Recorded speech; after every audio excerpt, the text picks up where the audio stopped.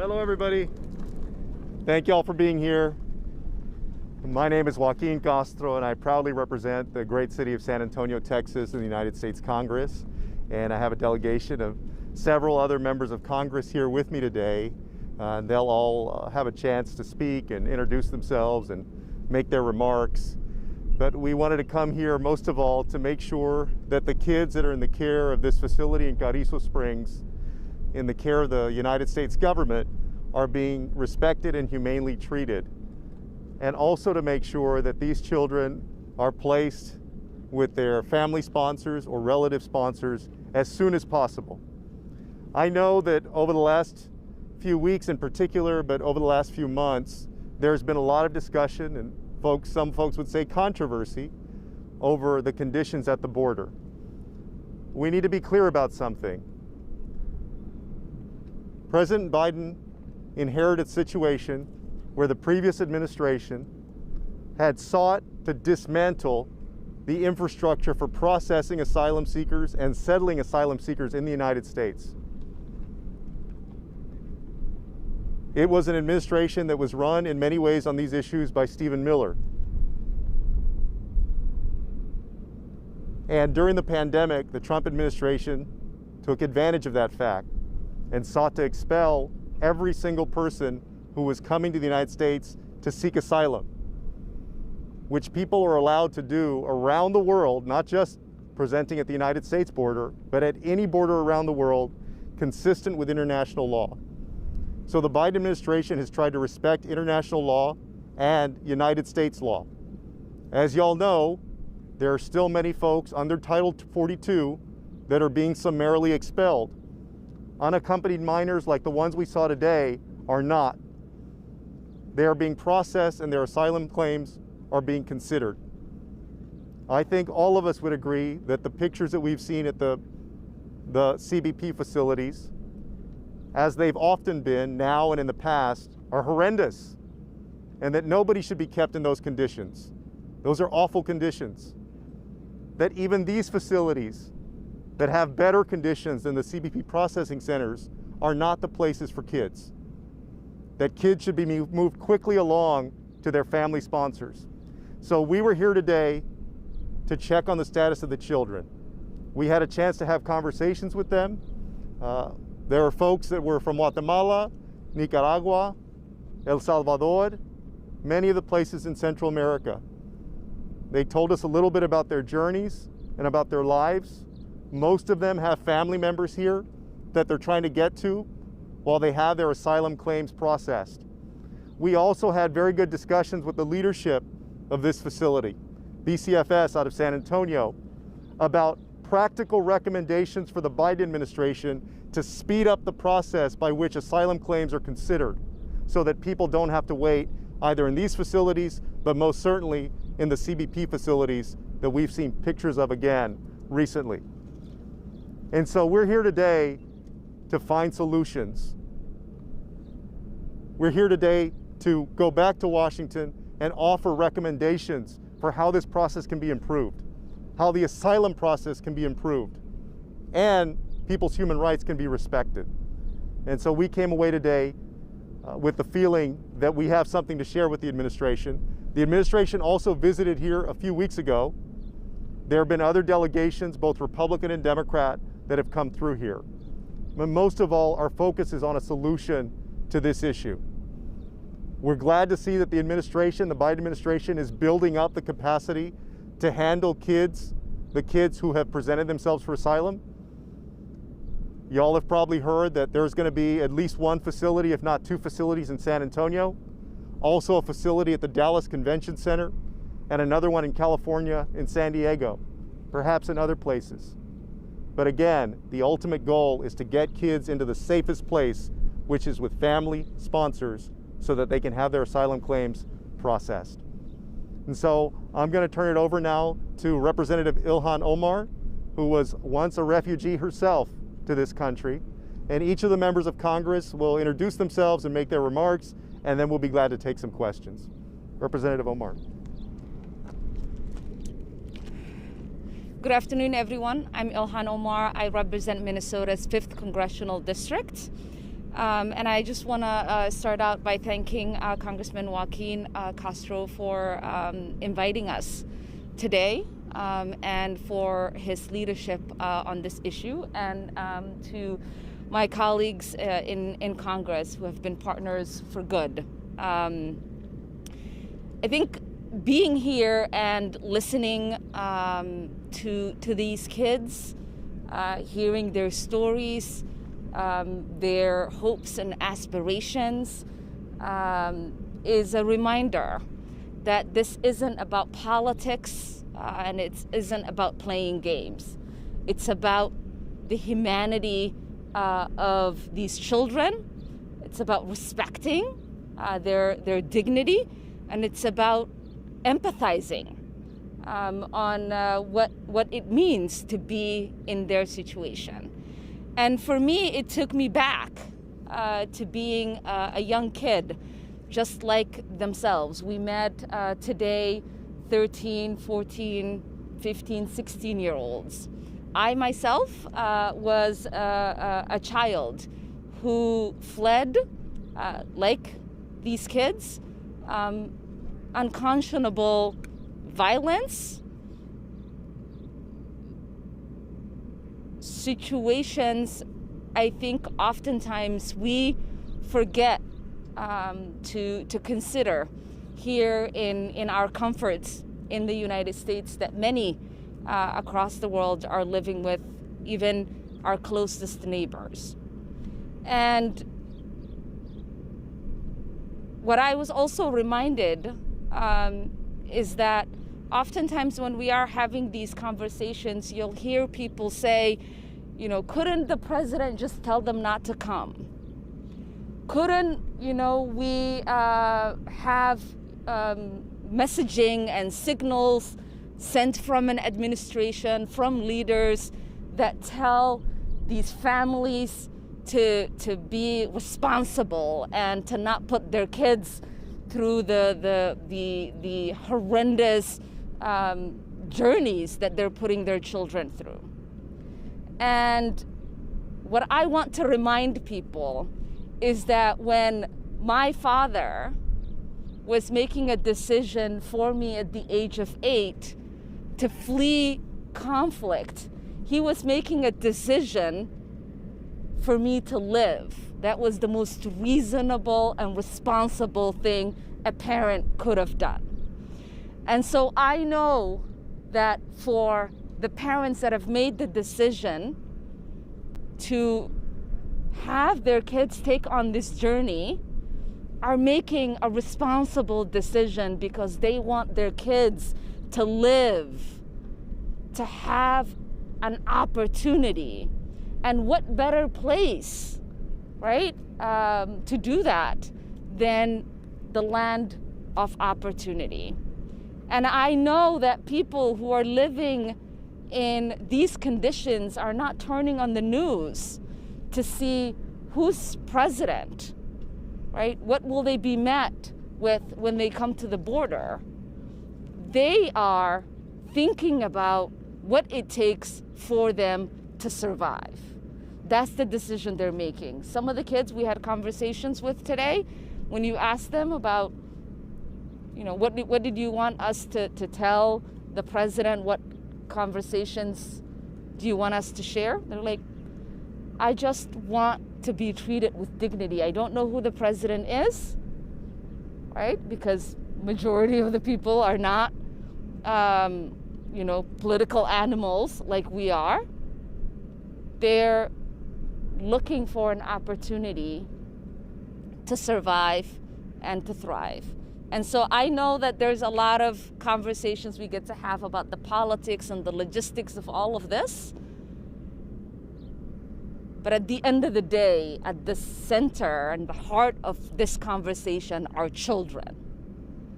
Children who are fleeing unconscionable situations, who desperately need for us to meet them with dignity and humanity, and to make sure that we are living up to what international law dictates and what our laws dictate in regards to allowing people to seek asylum in our country. So with that, I will hand it over to Congresswoman Barbara Lee.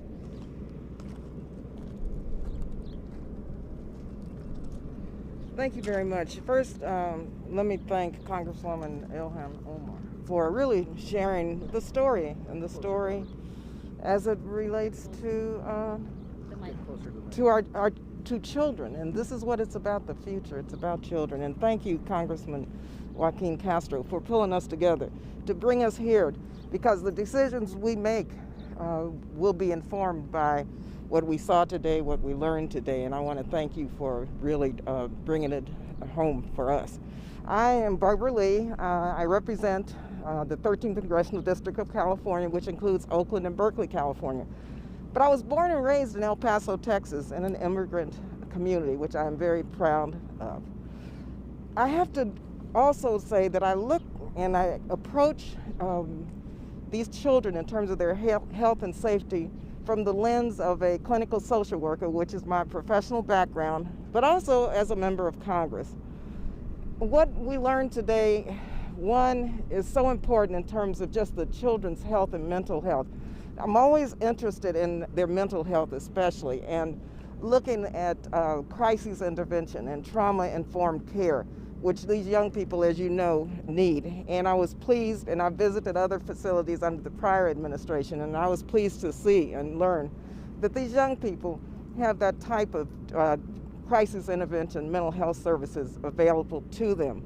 Secondly, the young people who we talked to, they, even though they've had a very difficult time in their countries and coming here, they have a lot of hope. They want to see their families. They want to talk with their families. They want to be with their families and their sponsors. And so the time length that they spend here needs to be shortened, and we need to find ways to expedite the process so that they can be reunited with their sponsors and or their families. And I think that as a member of the Appropriations Committee, I serve on the Subcommittee on Health and Human Services, and as well as chair of the State and Foreign Operations Subcommittee of the Appropriations Committee with Congressman Pete Aguilar and Congresswoman Jennifer Wexton. I think what we learned today will really inform the funding decisions that we make as we move forward to make sure that the children's health and safety are a priority, and to make sure that the time frame is expedited so that they can be reunited.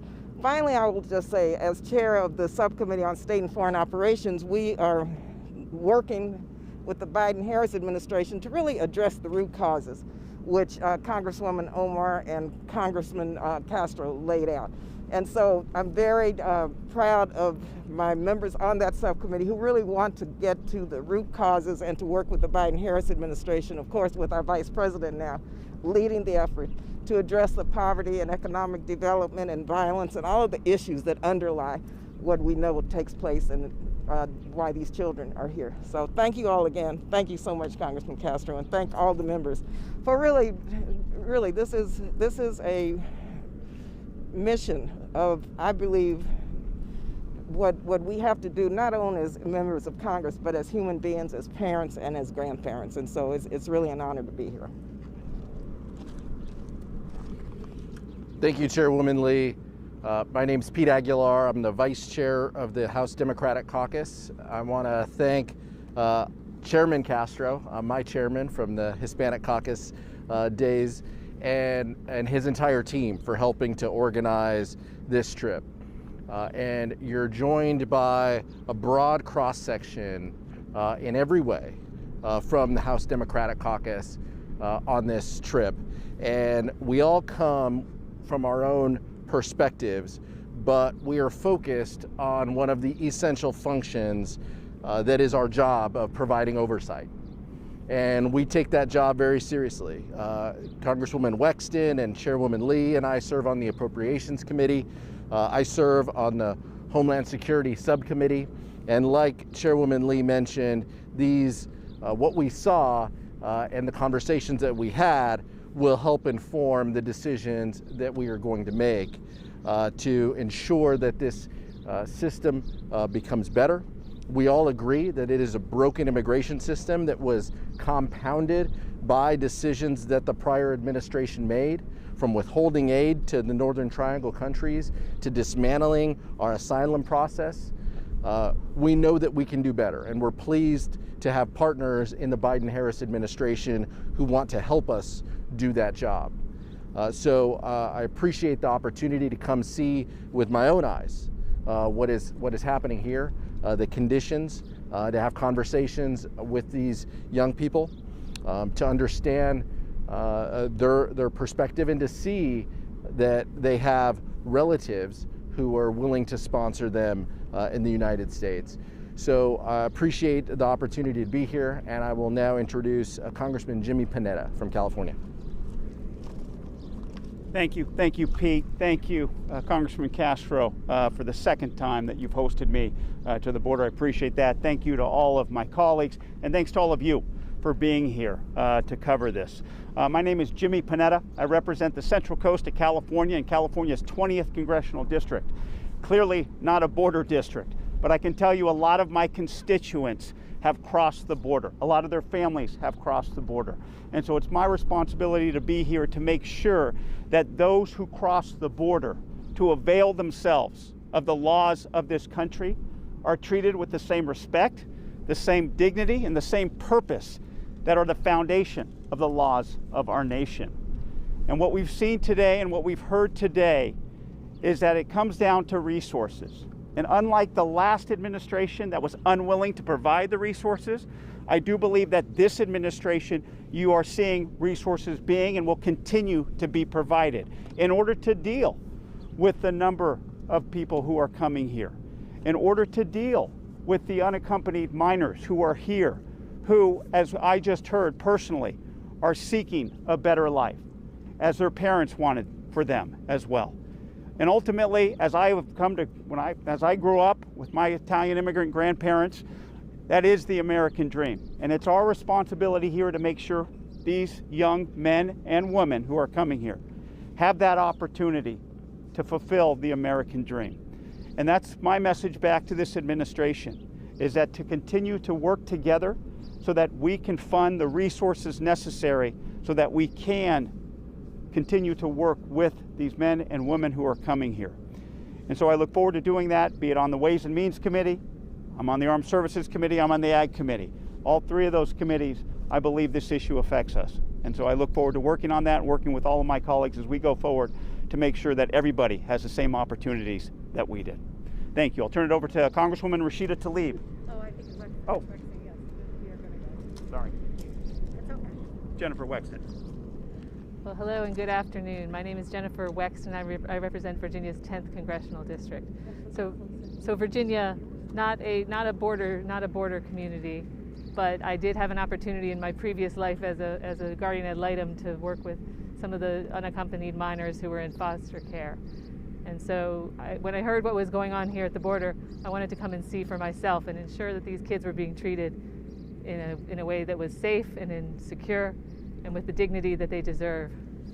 And from what I saw here today, I'm very confident that they are. But I also came to see for myself what we can do better and to listen and to learn. And we came away with concrete examples of things that we can do to help speed the process so that kids don't have to spend so long in facilities like this. Things that we should do at the border to help speed their process there as well.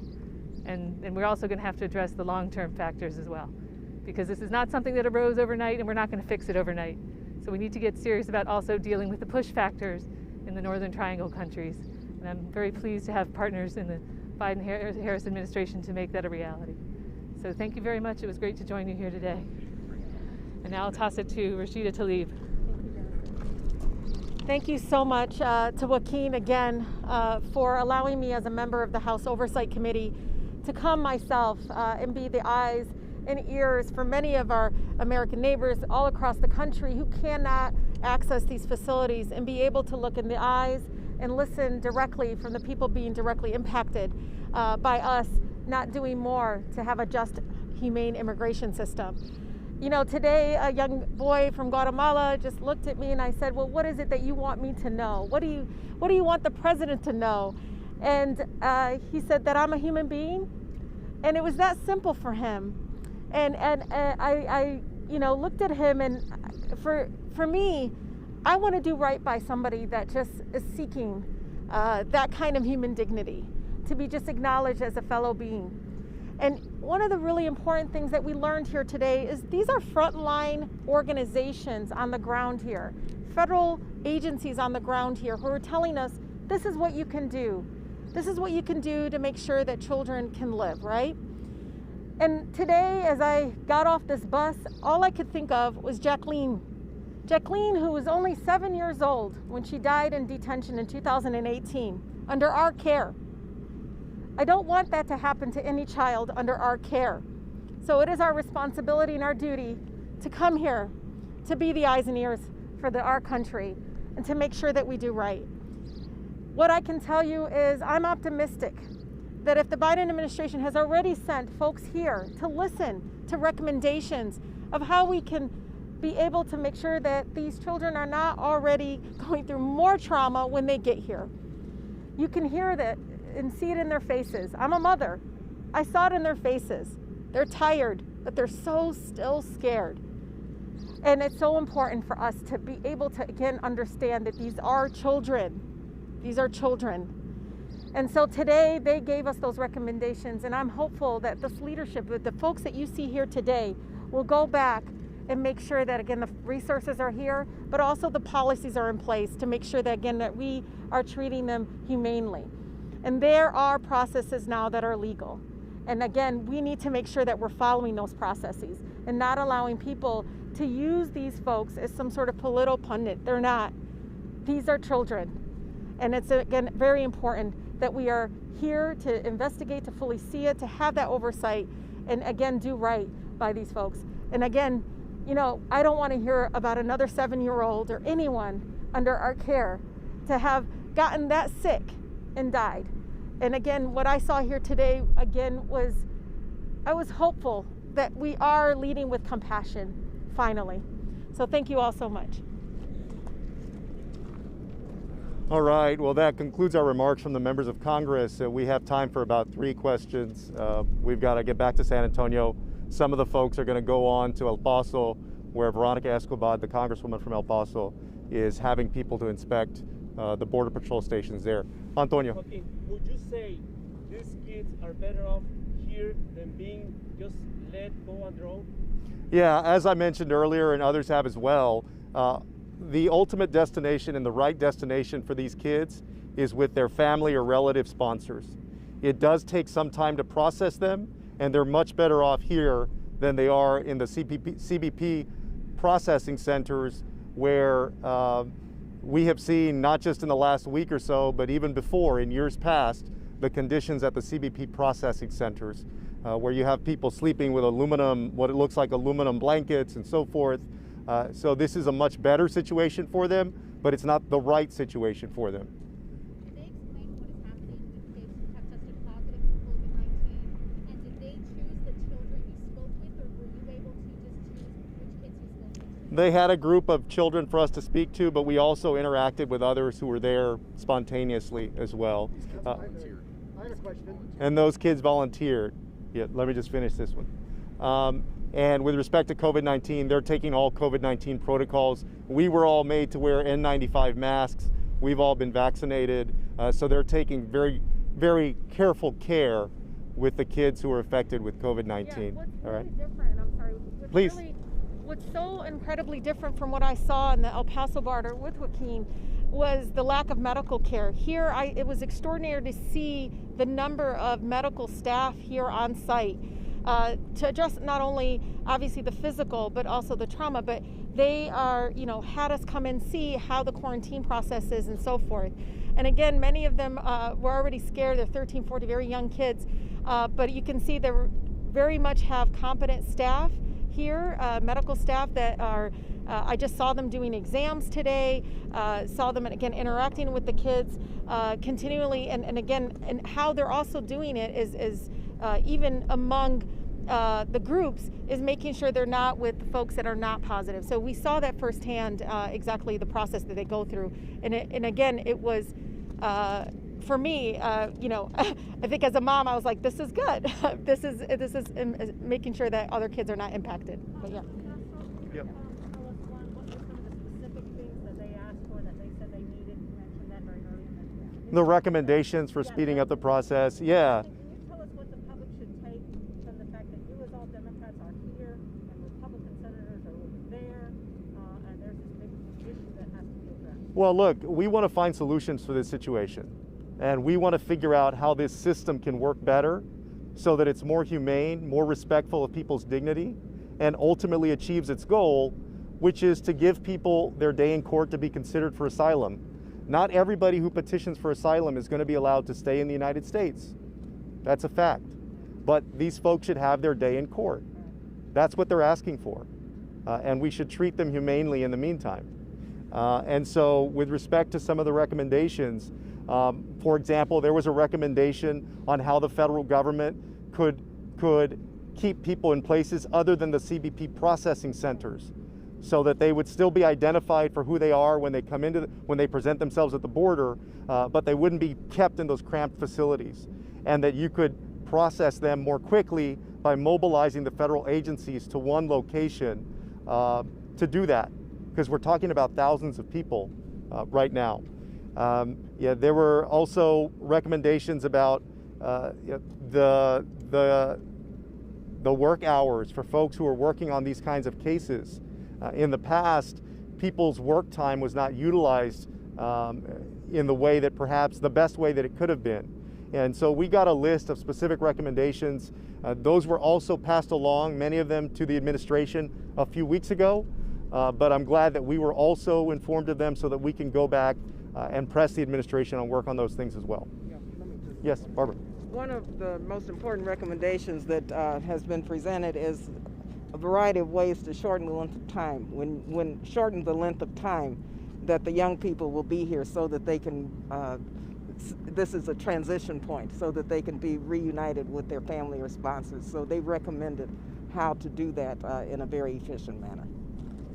And once again, it gets down to more resources. Like I said, we were talking about, well, how do you verify the family members that are not here and in other parts of the country? And it's sending caseworkers out there. It's doing background checks. And so that takes, once again, it takes a lot of resources to do that. You don't think that through, but that's all the steps it needs in order for these young men and women to be processed accordingly.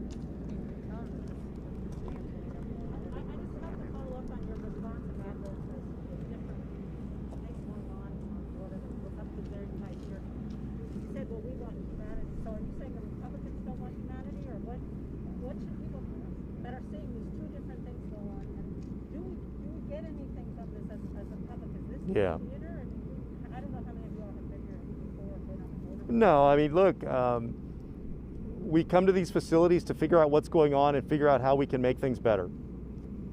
And that requires not just our efforts, but other members of Congress and the administration and local officials and nonprofits. And so it's a big process to do that. And it takes a lot of work, not just from the members of Congress, but also from our staff who are here as well. And so we're here in earnest. I can't speak to, I know Senators Cornyn and Cruz, I think, are in the Rio Grande Valley today. I don't know whether they've done their event or not. I don't know what their purpose is. Oh yeah, I mean, in fact, I think on Twitter, before we did this trip, I said any member of Congress who's interested in attending to reach out to my office. I've done that before on the other trips that I've done. And we've actually had, on occasion, in the past, not this time, but we've actually had Republican members of Congress that have been part of things that CODELs that I've been on to border facilities. Yeah. Mm-hmm. Any 7 members of Congress here, would you call it a crisis, that what's going on with immigration and the border? Young people fleeing violence is a crisis. A broken immigration system is a crisis. We can call it whatever we want. Our job is to help fix it. And so that's what we are focused on. That is our job, that is our responsibility. And so while, and I know Kevin McCarthy and House Republicans came down to the border previously, and they had 0 solutions. When asked, what would you change? They had no comments. They wanted to play politics. They want to go to the most difficult, CBP facilities and point to it and say that the president created this. And what we're focused on is from the minute individuals claim lawful legal asylum to the minute that they are paired back with a relative, that is a humane process that goes from CBP to ORR to facilities like the one behind us, and that it is done in a safe and humane way. And so while Republicans want to talk about Mr. Potato Head and Dr. Seuss, we are focused on delivering solutions for our communities. What are some of your recommendations to the Biden administration to make this better? Well, we just shared some of those, and then we'll share some of those when we get back to Washington. Yeah. Go ahead. Well, no, one of the immediate things they said was ORR was dismantled in the previous administration, and they didn't put a request for proposal out to basically be able to continue to have opportunities for a humanitarian process for children. So it was very clear from folks here, they told us there was nothing because the previous administration completely cut the program or any humanitarian process. And then they said, they understood, what political maneuver that was, but we understand that hurt kids, that hurt our country, and not being able to, again, have this process in place as humane and just. And so it was very clear if you look at the data information, but OR was pretty much dismantled. They didn't send any requests for proposals out to continue that program, and at the result, this is why I think we're. So. Oh no, it's already been happening. Let me say this. I think it's been made very clear by the administration that it's not more resources they're looking for, that it is not the executive orders that they did that has caused what's happening with our borders and the children that are coming in. These are natural occurring, right? And so what they're looking for right now is to figure out how the resources they already have. The administration hasn't asked for new resources. The resources they already have, how to deploy that in the most effective way to address a problem that was created by an administration that believed you had to create maximum pain in order for immigrants not to come to our border. And so when you have an administration now that says we are going to deploy maximum humanity and dignity in treating people in regards to our policies, then we are excited because then we see partners in humanity. We see partners who see children who are coming to our country seeking help. And what we are ready for, right, is to listen to the recommendations that are made that the administration already sent representatives for, and as members of Congress, use, right, our collaborative work and say, these are the recommendations that you got when you were there. We heard the same things. What is it going to take for you to be able to implement these recommendations? What is it going to take for you to expedite these reunification for some of these kids who are here, who already have family members here? What is it going to take for you to have more licensed places so that kids who don't have immediate family members here can be in those environments? How do we expedite the asylum process for some of these kids? We also recognize, unlike Republicans, that there is a crisis happening with our neighboring countries. That is why you see the vice president be part of the head of a task force that is going to address that. Because we can't address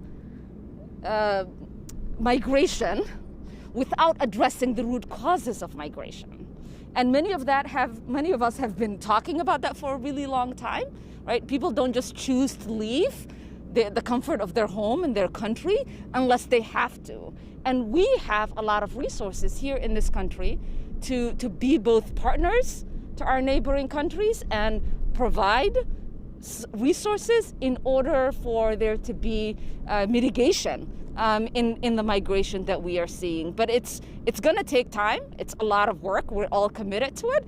And it's really important that when you all are asking these questions, that it's not about just the games that are being played or the politics, but it's about the real humans and the real situations people are in so that we can actually have conversations about what to do and how to move forward. Thank you all. All right, y'all. President Harris is Take care. leading a task force. In light of what she said about the policy referring them to KKK, how do you respond?